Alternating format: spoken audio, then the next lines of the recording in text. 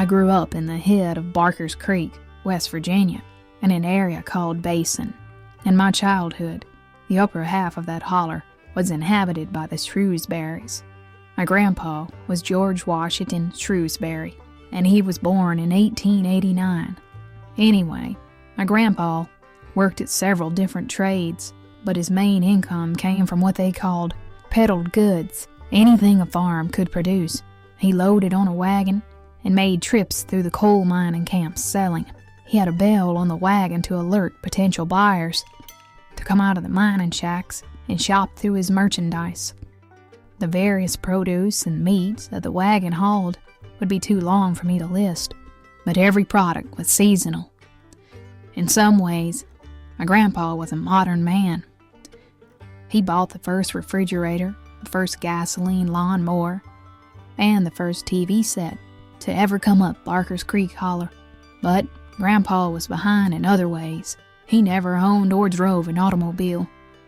He was solely dependent on horses. Now, my mama, she didn't like storytelling. She saw it as foolishness, which could only let people peek through a family's dirty laundry. But her older sister, Thelma, was the exact opposite. She believed family stories were good entertainment for the soul, and she could care less what family secrets were exposed. Anyway, this is my Aunt Thelma's story that she told me about my grandpa when she and my mother sat together on the same couch, and both women were in the autumn of their lives.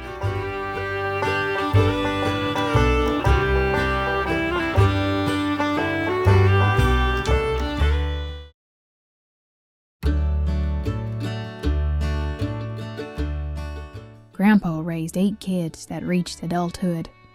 There were 6 girls, including my mama and Aunt Thelma, and 2 boys. One son died of polio.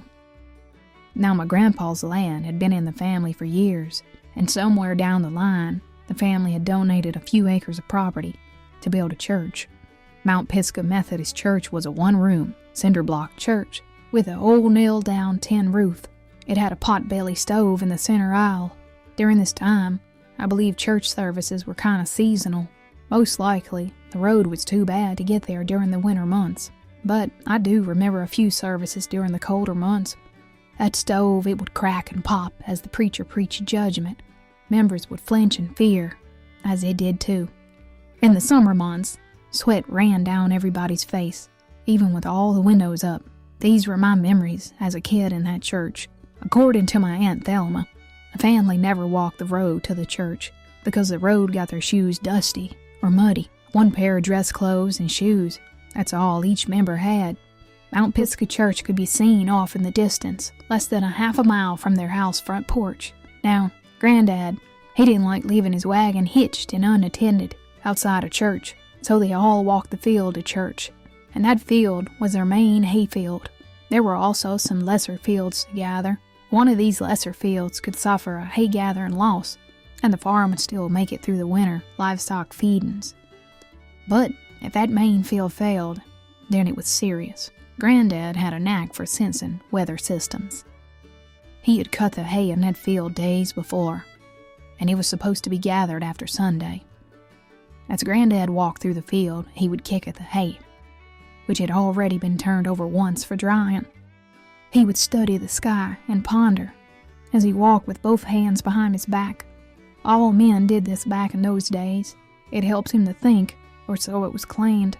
Grandpa stopped all the kids at the churchyard fence and gave them a list of orders. He told them, "Now, you gotta be the first ones out of church, and don't stop and talk to anyone. Return the fastest way back to the house, and put on your work clothes, and be ready to gather hay. The hay's gonna be lost if we don't gather it today, because rain, it's a-comin'."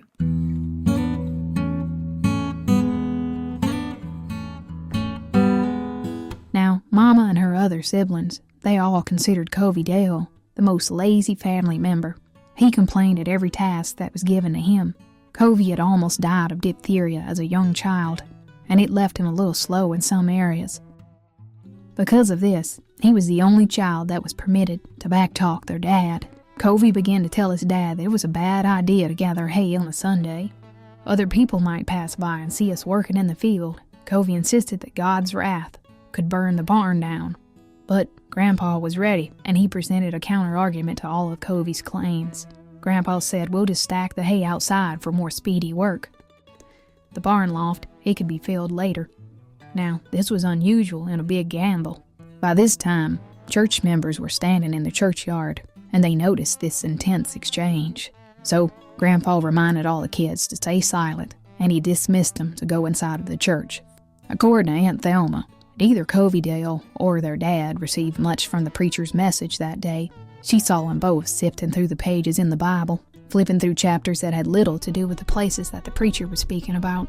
They both were gathering biblical ammunition to prove that they were correct about whether or not to work in the hayfield on a Sunday. A little while later, the preacher dismissed the church, and on the way back home, Covie trailed behind, well out of Grandpa's reach. Both Covie and Grandpa unloaded scriptures they had refreshed themselves with. Grandpa, he spoke of an oxen that was stuck in a ditch. Meanwhile, Coviedale told of a parable where a man had become greedy and built a larger barn. Covie generally got the easier job assignments because of his health, and all the women, they worked harder than most men, and as a result, none of the women had soft hands. Covie's job was to trod down the hay around the poles in the field, while others gathered and tossed the hay.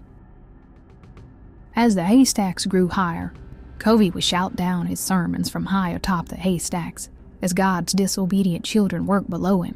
As the last of these stacks were up, it was obvious to everybody that rain was coming. They all arrived at the porch entrance at the same time. They all paused for just a moment, looking back towards the church. They had completed an impossible task for such little time given. 2 huge haystacks stood between them and the church, and it was about this time that all the siblings, everybody but Covie, became convinced their dad had made the correct choice. However, at that precise split second, a giant lightning bolt struck the tallest haystack pole. The entire stack was engulfed in flames and gone within 2 minutes' time. Half of the hay in the main field was gone, and a second cut was always uncertain. It was the most unusual fire any of them had ever seen. Hay that's pressed down tightly generally burns slower than most would think. It can't get the oxygen that is needed. Now, all the siblings began to fear Covie's words. Sensing their fear, Covie told him to be leery of entering that dwelling.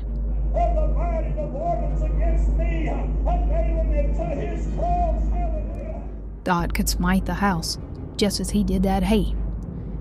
Rolling thunder added power to Covie's words.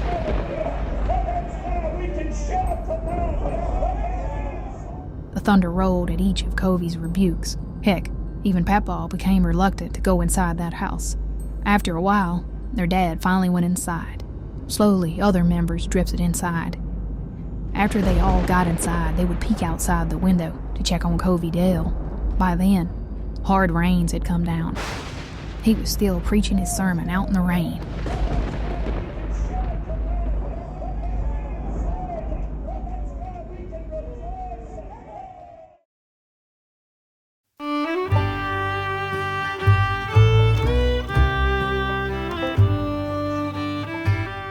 Now, everybody from the church had seen that they had worked on Sunday, and God burned down their hayfield. Those events stayed a family secret of embarrassment for many decades. They rarely ever mentioned it. And when they did, it was always just amongst themselves. They questioned with uncertainty, did the hand of God actually strike down that haystack?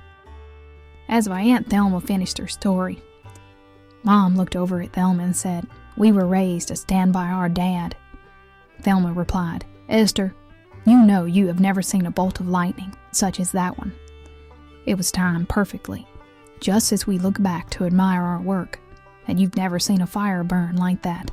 Not one drop of water fell until all the hay was consumed. Even the thunder was timely placed to aid Covie's claims."